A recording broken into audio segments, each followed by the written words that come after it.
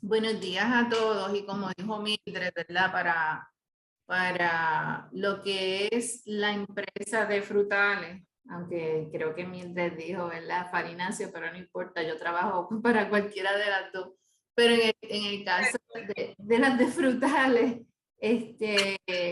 lo que son los insectos es una situación donde hay que atenderla porque si no económicamente va a tener un impacto negativo para la venta de estos frutales. En nuestro caso, este proyecto, que es el aumento de querezas en mango, en guanábana y papaya, se puso después del evento atmosférico de María, que obviamente nos impactó la vida de todos, no solamente de lo que es la flora y fauna, porque ya inicialmente en el 2016, en la clínica de diagnóstico de nosotros aquí de entomología, estábamos recibiendo ya el mensaje de que habían ciertas querellas que estaban impactando a los agricultores. No sabíamos qué estaba pasando, viene el evento atmosférico, conseguimos la propuesta en el 2019 e iniciamos entonces en la identificación de estas querellas y ver qué estaba ocurriendo, ¿verdad? Porque los agricultores indicaban de que habían unos aumentos significativos en su finca y que no podían ellos manejarlo. Aunque la propuesta no estaba el manejar estas querellas, necesitábamos saber quién estaba allí, qué estaba pasando para entonces poderle dar unas herramientas a los agricultores. Pasamos a la próxima. Esta propuesta fue patrocinada por NIFA y el proyecto se llamó Outbreaks of Insect Pests and Disease of Tropical Fruit After the Atmospheric Disturbance Caused by Huracán María en Puerto Rico. ¿Cuál es la importancia que tienen las querezas mundialmente? Es que la mayoría de las especies de las querezas se alimentan de plantas que son cultivadas. Y estas pueden estar ocasionando lo que son virus e insertar también toxinas en la planta y facilitan la penetración de hongos y bacterias. Para este estudio nosotros tuvimos que seleccionar 4 fincas diferentes de Mangifera indica en diferentes localidades, 2 fincas de guanábana y 2 fincas de carica papaya. Y cuando empezamos a levantar toda la data de identificación, encontramos que teníamos 18 especies diferentes para lo que era Mangifera indica, 8 especies diferentes en guanábana y 7 especies en papaya. Aquí podemos ver, ¿verdad? El grupo de especies identificadas y para, ¿verdad? Mejor ilustración por cultivo, por ejemplo, en Mangifera indica, que están todas estas, pues ustedes dirían, ah, pero es que hay algunas que estaban reportadas. Sí, hay pocas que estaban reportadas, pero la mayoría no se habían reportado para este hospedero. Así que empezamos a ver, ¿verdad? Quiénes estaban en este cultivo, la localidad en la planta donde estaban la mayoría o la abundancia de estas especies. Y entonces lo mismo hicimos para nona murricata y papaya, ¿verdad? En este caso, el anterior, en Mangifera indica, pues lo que aparece en la literatura es que estaba ya reportado Ceroplastis pellifer y Aulacaspis tubercularis. En el caso de Anona estaba reportado Pinaspis trachani. Y en el caso de papaya teníamos a Paracoccus marginatus, ¿verdad? Que le dicen también la quereza de la papaya.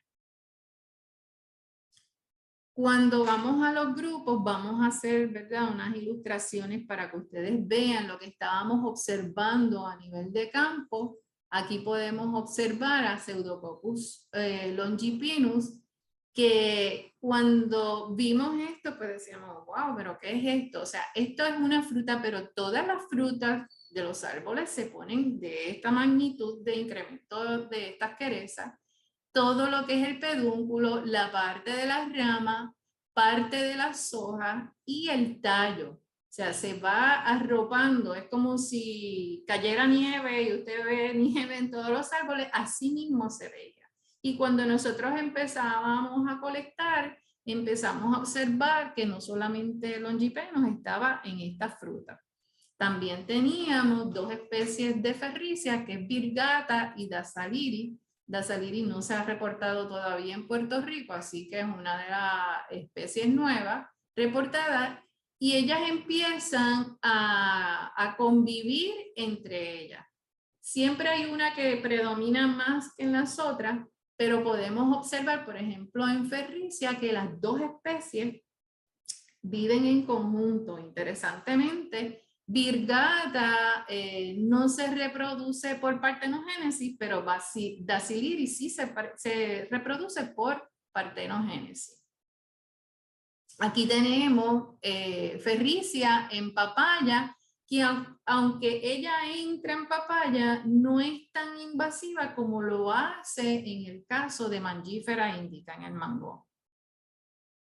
Tenemos entonces a Planococcus citri, que se puede observar unos incrementos, pero no tan exponenciales como otras especies. Y tenemos a Dinicoccus crassi, que se observa tanto en mango como en guanábana.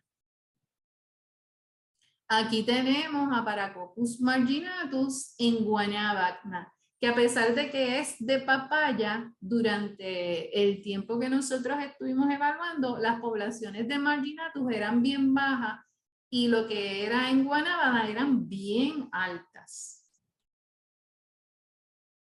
Y teníamos entonces el grupo de los coccidae, que tenemos a Phalocrocus howertoni y Filefedra tuberculosa.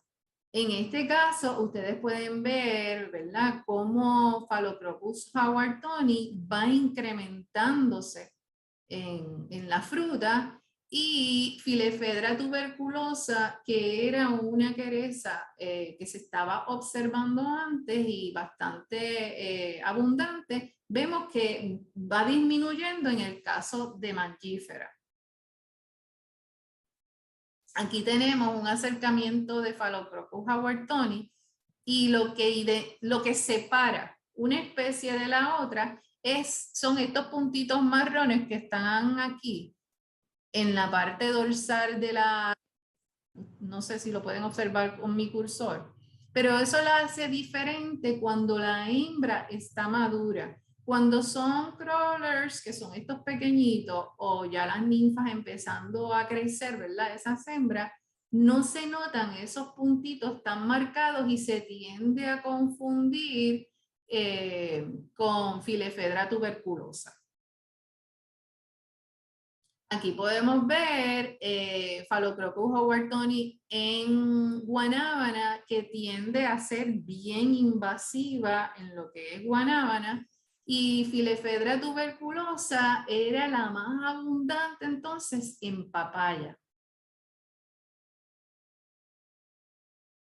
Aquí tenemos a Saizetia miranda y Parasaizetia nigra. Cuando las vemos de cerca, podemos confundirlas, ¿verdad? Porque se tienden a parecer una de otra, pero en el caso de Saizetia miranda, si se pueden ver las ninfas y las hembras empezando a madurar, ella tiene una formación de una H en su dorso que la difiere entonces de Parasaizetia nigra, y entonces uno puede separar una de la otra.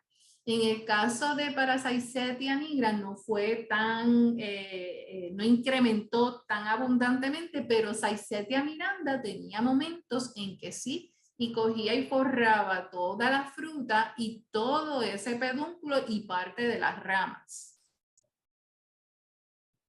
Aquí tenemos a Saisetia Miranda en Anona Murricata, en la Guanábana, donde comienza en las ramas. Y ustedes pueden ver, estas son hembras adultas, ¿verdad? Todas estas que están aquí. Y estas pequeñitas que podemos observar por aquí, esos son los crawlers, esos son los que están caminando, son las ninfas pequeñitas que están caminando para irse a alojar en algún sitio de preferencia dentro del cultivo y empezar su crecimiento abundante de esta corteza de cera para entonces poder ahí empezar a más crawlers. ¿Perdón? Ok, entonces seguimos. Tenemos también entonces a Ceroplastes tellifer, una queresa muy bonita, algo que la gente no piensa que es una queresa, pero es una queresa, es en forma de estrella y de ahí viene, ¿verdad?, el nombre de la especie, tellifer. Y tenemos entonces a Ceroplastes siripiadiformis, que parece como el caparazón de la tortuga. Y esto se tiende a ver bien abundante, pero no tanto en las frutas, sino más en las ramas o en los pedúnculos.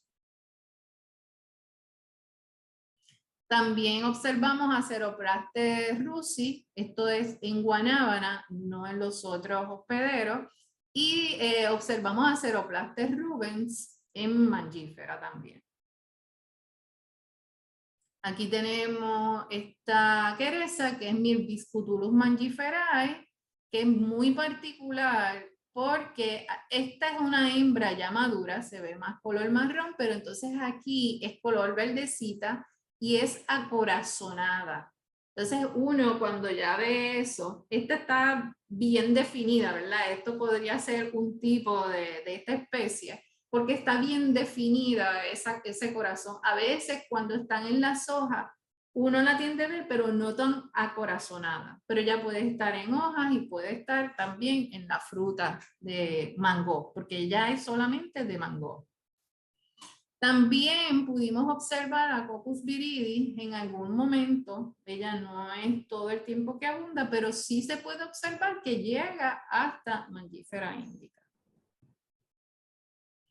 Y entonces tenemos los diaspídidos, que tenemos Aulacaspis tubercularis. En el caso de Aulacaspis tubercularis, estos son hembras, ¿verdad? Que son bien más redondeados su cuerpo.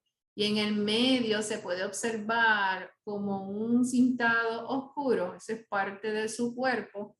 Y cuando ella empieza a crecer y a empezar a poner sus posturas, se pueden observar que se queda como en unos circulitos dentro de en la corteza de la fruta y empieza a manchar esta fruta. Si uno quita todo esto que está aquí, se queda una mancha amarilla.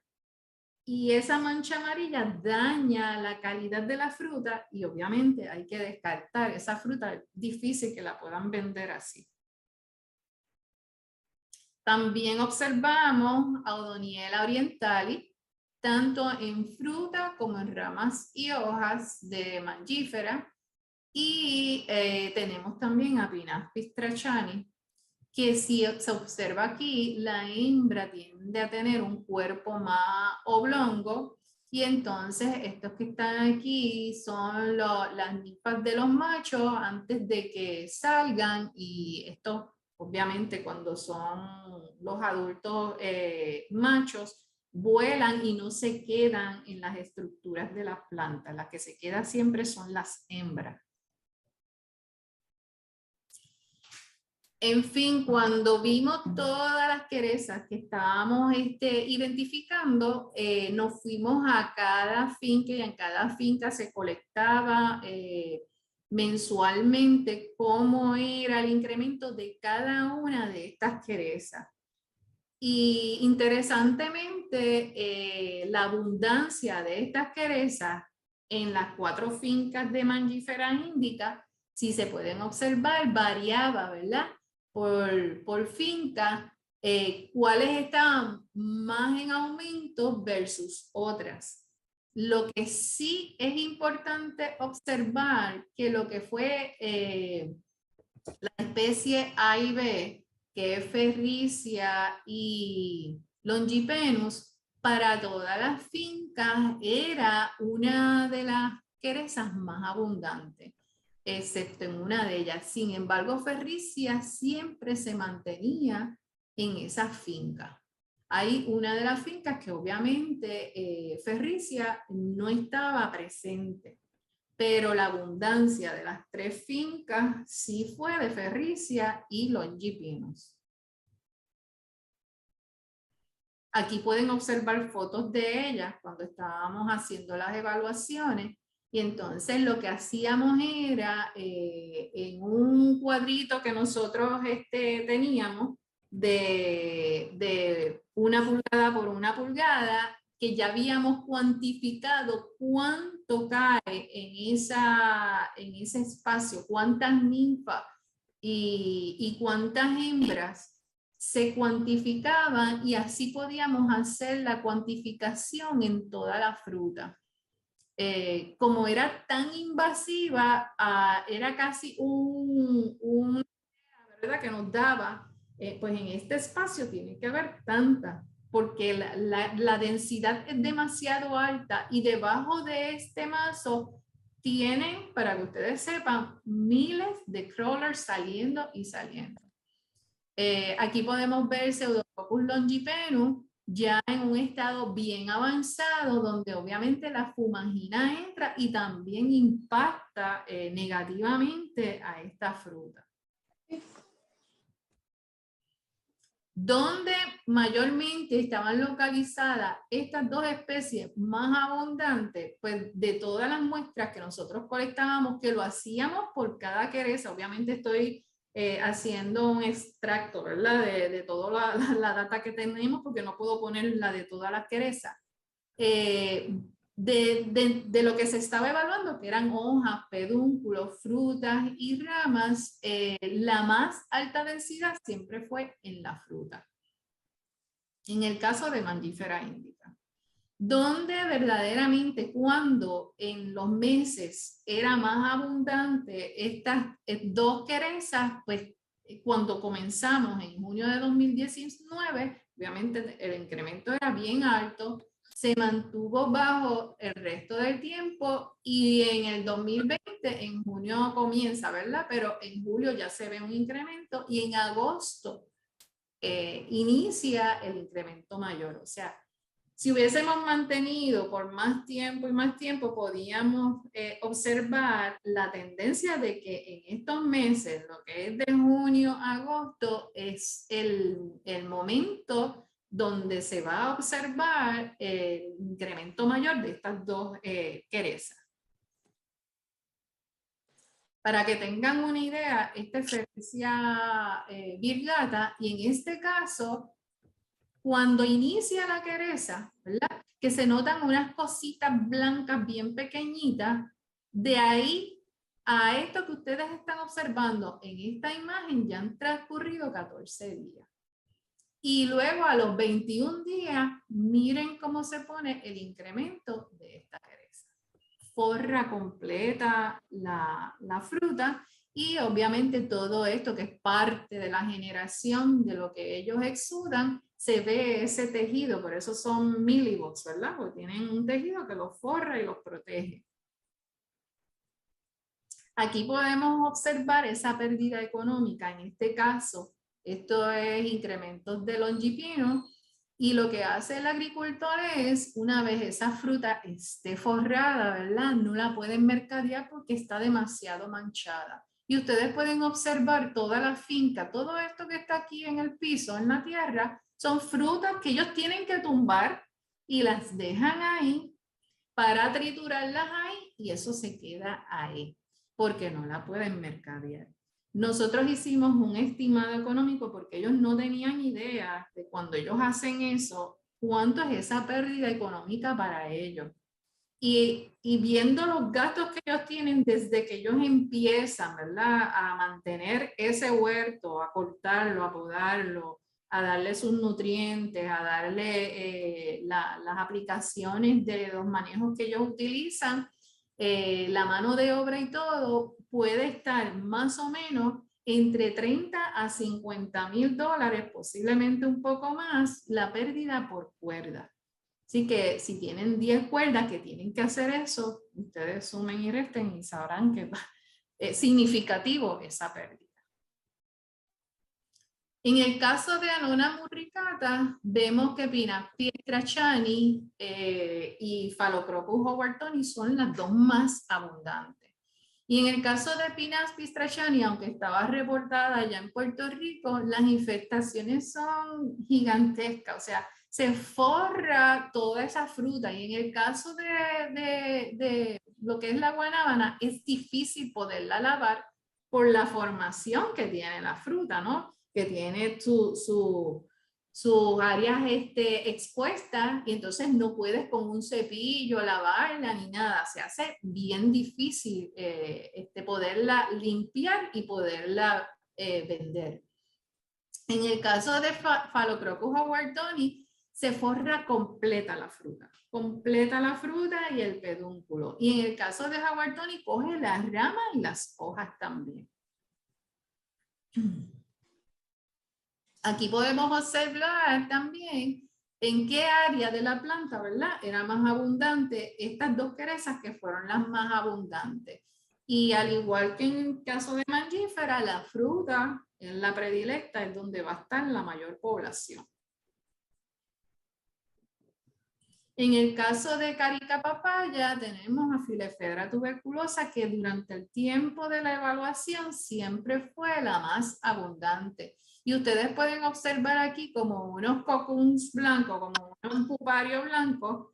Eso es donde están todas las masas de los crawlers ahí para salir y empezar a correr por toda la planta. Pero este Filefedra tuberculosa en papaya verdaderamente es un problema serio.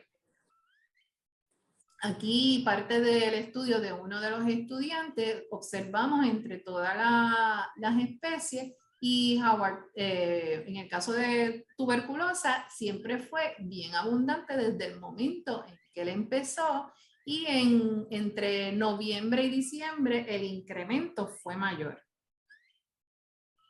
Hicimos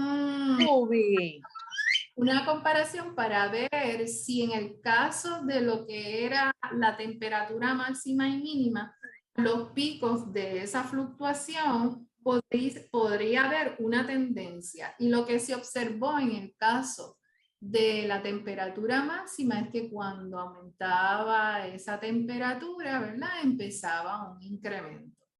Así que eso nos dio que pensar que había que estudiar un poquito más esto para ver si había una relación con la temperatura y los incrementos de estas querosas que son abundantes. ¿Cómo es la dispersión de estas querosas abundantes? En el caso de la literatura ya está escrito, ¿verdad? De que la dispersión de los crawlers, que son pequeñitos, 0.5 milímetros, el viento los puede impulsar. Y se menciona en la literatura que puede ser de 210 pies hasta 450 pies. Así que el viento, si viene de un hospedero que está afuera, ya puede entrar fácilmente, ¿verdad? A los huertos de estos frutales. También hay en la literatura información que los diaspídidos tienen al final de su pata, tienen unas estructuras donde esta área aquí son como unos pads, unos colchoncitos, pero tienen unos pelitos que se agarran del hospedero y se pueden ir de viaje con el hospedero. ¿A qué me refiero a un hospedero? No es a planta, sino a otro insecto que ya está constatado que en musca doméstica carga diaspídidos en su cuerpo y obviamente según ella vaya dispersándose y ella se vaya moviendo, pues va dispersando estos crawlers. También tenemos a Cryptolaemus monstruosae, que también se ha encontrado y ya hay evidencia donde lo carga en su cuerpo a estos crawlers de los diaspídidos. Y a esta hormiga, que esta ella es de Argentina, no la tenemos en Puerto Rico, Alinepidema humile, que también ellos se acomodan en su cuerpo y lo usan de taxi, ¿verdad? Para irse a otro lugar. Aquí en Puerto Rico, pues tratamos de buscar de los que estábamos viendo que estaban ahí en esas frutas, a ver si cargaban dentro de su cuerpo crawlers de algunas de estas querezas. Interesantemente, de los mealybugs, en el caso de Filefedra, perdón, en el caso de Longipino, aquí podemos ver una abeja, Apis mellifera. Pues colectamos Apis mellifera que le encanta comerse toda esa tela que ella va segregando porque es dulce, ¿no? Y entonces ella colecta, come y dentro de su cuerpo, cuando observamos, llevaba crawlers de lo que son los mealybugs, porque algunos de los pseudocócidos en sus patitas también tienen ese pads que les ayuda a fijarse mejor en el cuerpo del viajero, ¿verdad? De este otro insecto y así pueden transportarse. En el caso de mango, vimos a Monomorium floricola, que es una hormiga bastante común en los huertos de mango, y vimos que ella no solamente la cuida, sino que también se come algunos crawlers, pero también vimos en su cuerpo algunos de los crawlers bien pequeñitos que estaban en su cuerpo. También de los depredadores que son depredadores de estas querezas, vimos a Coleophora inequalis y Chilocorus cacti, que por aquí por el pronoto, donde está la cabecita pegada y esto que se llama elytra, ¿verdad? Por aquí, vimos crawlers que estaban insertaditos y claramente al ellos volar pues van a dispersar también. Y también las larvas de estos depredadores, ellos depredan los crawlers, pero ellos se les suben también a su cuerpo y cuando ella va caminando por la fruta o por la planta, pues también los va dispersando de esa manera. Así que tenemos aquí, ¿verdad?, una manera de dispersión muy interesante dentro de estos huertos. ¿Cómo es la dispersión en tiempo, ¿verdad?, de Ferricia y Pseudococcus? Esto que está aquí, esto es una siembra de mango. Aquí pueden observar las hileras o líneas, ¿verdad?, de mango. Tanto puede ser del otro lado o de este lado. Pues, ¿cómo corren ellas? Una vez empieza por uno de los bordes, corren de 3 a 4 líneas por semana. ¿Cómo es su dispersión? Obviamente la dispersión puede ser caminando, porque ella te va caminando, pueden ser por estos otros insectos, pero sí estamos observando que es bien acelerado. O sea, corriendo de 3 a 4 líneas por semana significa que el agricultor, si no empieza a aplicar rápidamente en las primeras 2 calles, es cuento de que al paso de un mes puede tenerlo en todo el predio. Entonces también buscamos cuáles eran los hospederos. En el caso de Ferricia virgata en Puerto Rico, hay una lista de 10 hospederos que se menciona que son de Ferricia. Pues tratamos de buscar cuáles de estos hospederos son más abundantes dentro de estas fincas, tanto de mango, de guanábana y papaya, y observamos que estas que tienen la estrellita roja son los que más abundan. Pero en particular, Gossypia barbense, que es este algodón que crece silvestre, pudimos encontrar Ferricia viviendo ahí. Es un hospedero de ella en estas áreas. En el caso de Pseudococcus longipenus, la lista es más grande de hospederos. Encontramos otro hospedero más, que es Annona reticulata. En el caso de los que pudimos ver que están en estos predios, pues jazmín, que crece silvestre en muchas áreas, el algodón, claramente palos de María y carambola. Y de todos estos, verdaderamente, entre el algodón y la nona ruticala es bien abundante Pseudococcus longipenus. No lo observamos, ¿verdad? En las estrellitas, pero en esa que tiene el círculo, que son las 5 y las 17, sí son hospederos donde se observó a Pseudococcus longipenus teniendo una población e incrementándose en estos hospederos. En conclusión, ¿qué les podemos traer de toda esta información y la información que les van a traer los estudiantes? Es que de estas especies, todas encontradas, hay un nuevo reporte de especies y son 18 récords nuevos de hospederos. ¿Por qué? Porque no estaban, ¿verdad?, contemplados como hospederos dentro de la literatura. Los incrementos son exponenciales de las más abundantes y la dispersión es muy acelerada en los 3 cultivos. O sea, una vez empieza, hay que manejarla, porque si no, todos los predios o las fincas se van a estar contagiando con esta especie.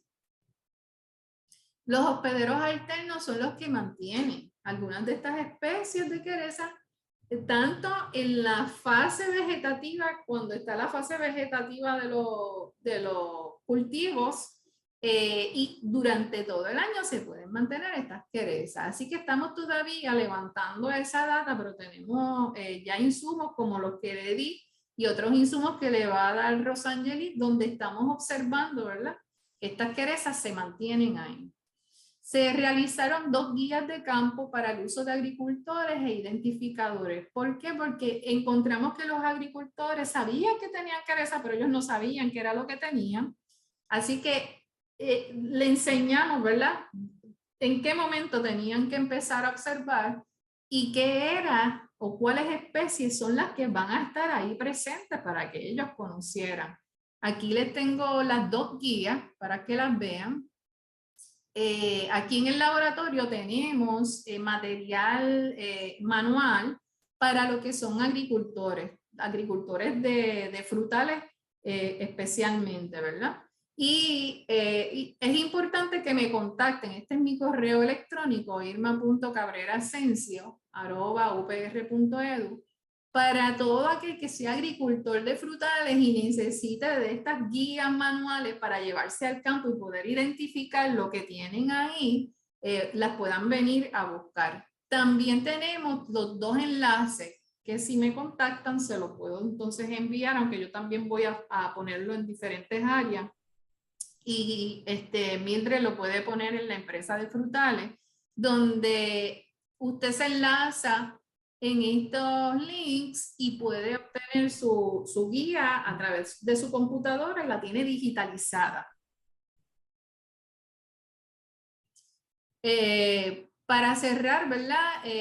Quiero agradecer tanto a la doctora Lidia Rivera, que con ella fue que logramos obtener esta propuesta que fue muy fructífera. Trabajamos duro, los estudiantes han trabajado duro. Quiero agradecer al agrónomo Alberto Vélez, que él inició, ¿verdad?, con esta propuesta. A Alexis Quimbita, que pudo realizar su tesis y ya finalizó. Así que eso es un logro también de esta propuesta. Tenemos a Rosangeli Tirado, que es una de las conferenciantes que también está trabajando y ya próximamente también va a estar finalizando su estudio. Y también a Joel Salinas, a Cristian Reyes y Mariela Charlotten. Así que muy agradecida por todas estas personas.